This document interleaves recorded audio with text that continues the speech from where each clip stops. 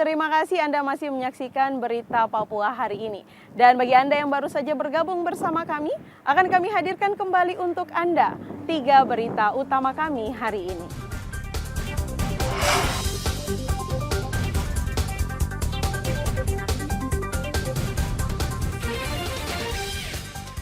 Kejaksaan Tinggi Papua tetapkan 4 orang tersangka kasus korupsi dana PON Papua. Akan selundupkan ganja ke Manokwari, seorang pria dibekuk polisi di Jayapura. Majelis Rakyat Papua Barat akan periksa keaslian orang asli Papua, paslon gubernur.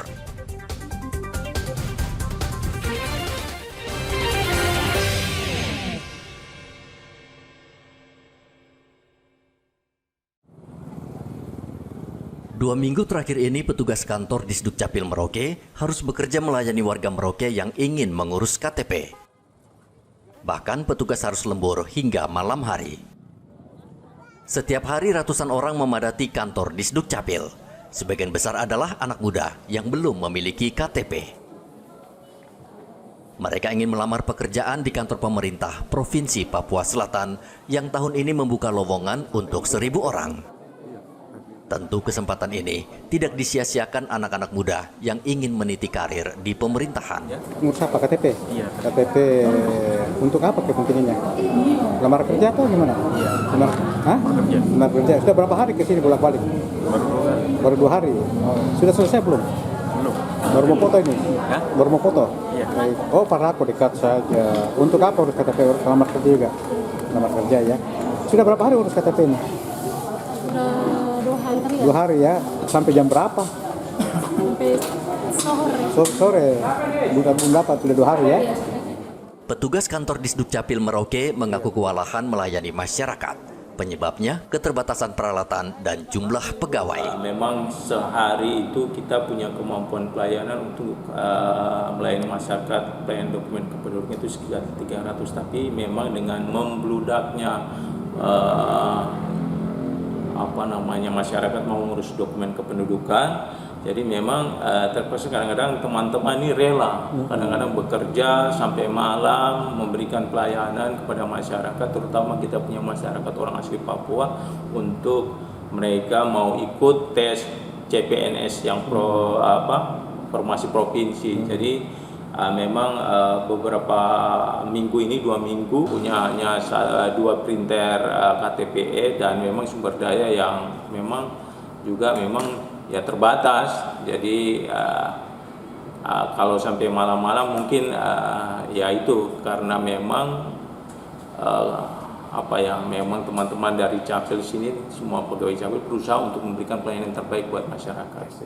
Meskipun demikian, petugas tetap dengan sabar melayani warga. Bahkan di halaman kantor di Sdukcapil didirikan tenda untuk masyarakat agar tidak kepanasan saat menunggu giliran. Muhammad Ridwan melaporkan dari Merauke, Papua Selatan.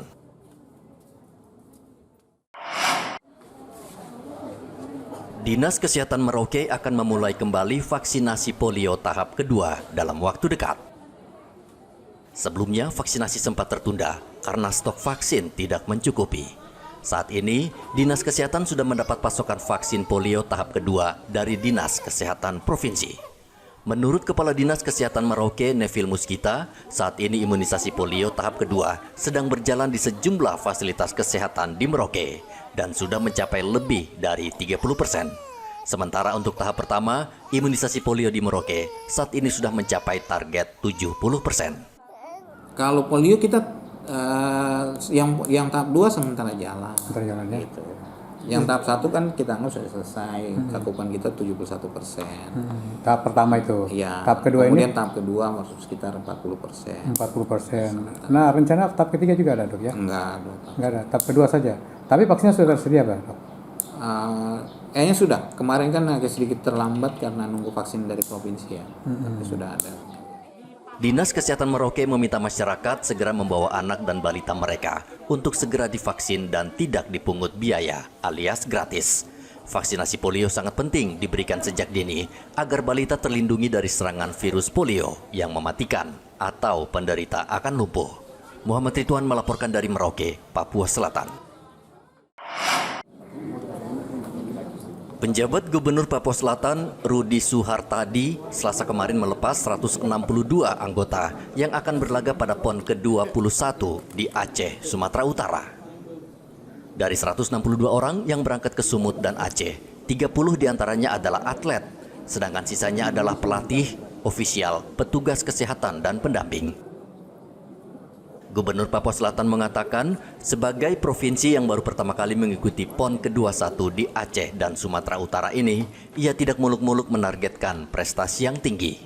Namun ia berharap para atlet memberikan yang terbaik bagi daerah. Ini adalah PON pertama dari Papua Selatan. Jadi dengan kelebihan dan kekurangannya, kita berharap bisa meraih medali yang terbaik buat Selatan. Mohon doanya dari seluruh masyarakat di Papua Selatan. Semoga atlet kita yang berangkat 30 orang ini bisa menghasilkan yang terbaik buat Papua Selatan. 18 cabang olahraga, izin Pak Gub, kira-kira apa yang menjadi andalan untuk mendapatkan medali?